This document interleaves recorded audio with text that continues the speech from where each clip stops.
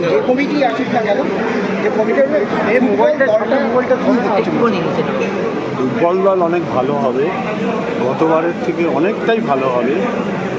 আমরা ধীরে ধীরে ফুটবল টিমের উপরে নজর দিচ্ছি, তার কারণ শুধু আইএসএলের টিমটা না, এন্টার ইউথ ডেভেলপমেন্ট শুধু আমরা নজর করছি। একটু সময় লাগে, তার কারণ হচ্ছে দেশের ফুটবল মানচিত্রটা রাতারাতি বদলেছে, ফ্র্যাঞ্চাইজি ফি দিয়ে খেলতে হচ্ছে। আমরা এখন অবধি আমাদের ক্লাবের যে পরিকাঠামো, সেই পরিকাঠামোকে সবাইকেই আগে বলেছি আমাদের অস্তিত্বটাকে বিপন্ন করতে দিন। এই অস্তিত্বটাকে রেখে পরিকাঠামো, ফিনান্সিয়াল পরিকাঠামোটা কত তাড়াতাড়ি মজবুত করা যায় তার চেষ্টায় আছি আমরা। এই বছর অনেকটাই করবো বলে আশাবাদী। সামনের বার বাকি যতটুকু থাকবে সেটা পূরণ করব।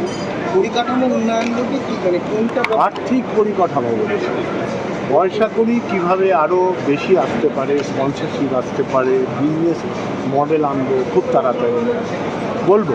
মানে ইনভেস্টরের সাথে কি আরো কোনো স্পন্সর দেখা যেতে পারে? মানে যে তুমি বলছো যে চেষ্টা করবো। দিদি আপনি বলছেন টার্গেট আছে প্রাথমিকভাবে সুপার 6 আর সেমিফাইনাল আইএসএল, এটাকে আপনি সেট করছেন আপনার? না, যে কোনো টুর্নামেন্ট ইস্টবেঙ্গল খেলে চ্যাম্পিয়ন হওয়ার জন্য খেলে। আমি বলছি যে টিম, অ্যাজ এ টিম আমরা নিশ্চয়ই চেষ্টা করব ওই জায়গায় পৌঁছাতে যে টিমটা বাঁধন হয়েছে। অনেক সময় কি বেটার টিমও সাফল্য পায় না।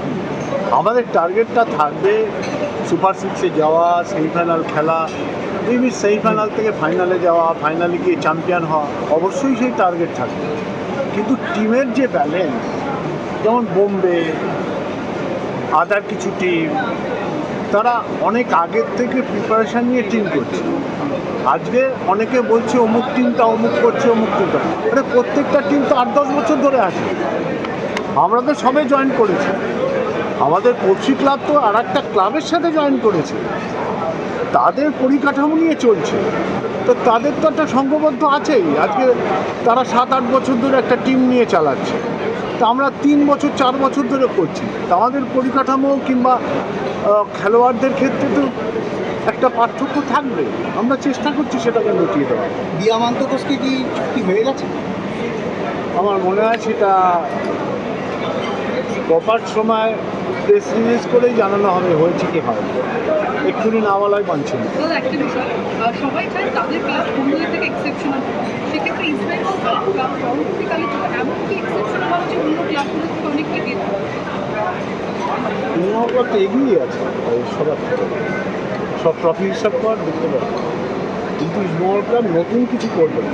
আমি নতুন কিছু করবো কিনা সেটা প্রেস কনফারেন্স করে বলিয়ে দেবো। Thank you.